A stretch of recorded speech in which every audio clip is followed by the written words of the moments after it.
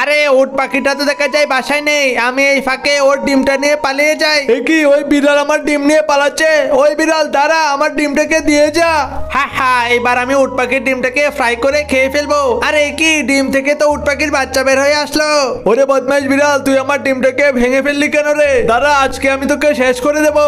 কি উট পাখি তো দেখা যায় আমার দিকে আসছে, আমি ওর বাচ্চাটাকে নিয়ে জলদি এখান থেকে পালাই। ওরে বিড়ালের বাচ্চা, আজকে দেখ আমি তোর কি অবস্থা করি। তোকে মেরে একদম তোর হাড্ডি গুটি ভেঙে দেবো। দাঁড়া বদমাইশ, তোর শরীরে সবগুলো লোম আগে তুলে নেই। এইবার বিড়ালের লোমগুলো দিয়ে আমি আর আমার সন্তানের জন্য দুটা জামা তৈরি করি। আরে বাহ, বিড়ালের লোমে জামা পরে তো আমাদের শরীরে সেই আরাম লাগছে।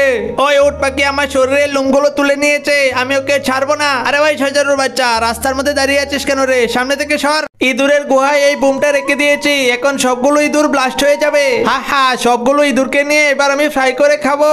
ওরে বিড়াল, আমার সামনে থেকে তুই ইঁদুর নিয়ে যাবি? তা তো কখনোই হতে পারে না। হা হা বিড়াল, তুই তো শেষ। এইবার এই ইঁদুরগুলোকে আমি ফ্রাই করে খাবো। আরে বাহ, ইঁদুরের ফ্রাই খেয়ে তো সেই স্বাদ লাগছে।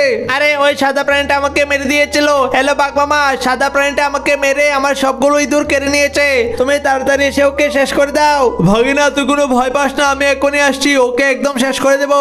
একই বাঘের শব্দ শোনা যাচ্ছে, দেখি তো বাঘটা কোথায় আছে। ওরে বাবা, বাঘ তো দেখা যায় আমার দিকে আসছে। দাঁড়া বাঘ, এই গলতি মেরে তোকে এখনই শেষ করে দিচ্ছি। ওরে বাবা, কি হলো? হা হা, বিড়াল আর বাঘ, তোরা তো আমার সাথে কখনোই পারবি না রে। এই মরুভূমিতে আমি রাজত্ব করব।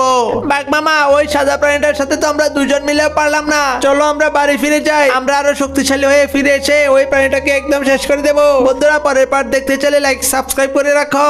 মিষ্টি আলুর গাছে বেশি করে পানি দেই, তাহলে এই গাছে বড় বড় আলু হবে। হ্যাঁ হ্যাঁ মন্টু, তোমার গাছে সব আলু তো আমি খেয়ে ফেলবো। এইবার আলু আর বাদাম গাছের মধ্যেও আমি পানি দিয়ে দেই, তাহলে এই ফলনগুলো ভালো হবে। দাও মন্টু, বেশি করে পানি দাও। আর এদিকে আমি তোমার বাগানের সবগুলো ফল খেয়ে ফেলছি। এই যে মন্টু, তুমি তো বলেছিলে তোমার বাগানের সব ফলমূল আমার কাছে বিক্রি করে দেবে।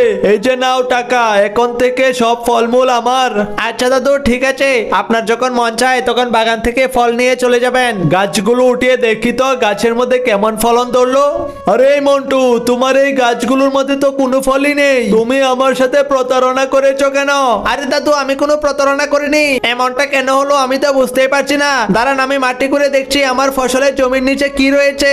এই যে দাদু দেখুন, এই ইঁদুরগুলো আমার সব ফল নিয়ে খেয়ে ফেলেছে। আরে ওই ইঁদুরের বাচ্চা, তোর কারণে আমি ব্যবসার মধ্যে লস খেলাম রে। দাঁড়া, তোদেরকে ধরে নিয়ে আমি এখনই পানিতে ফেলে দিচ্ছি।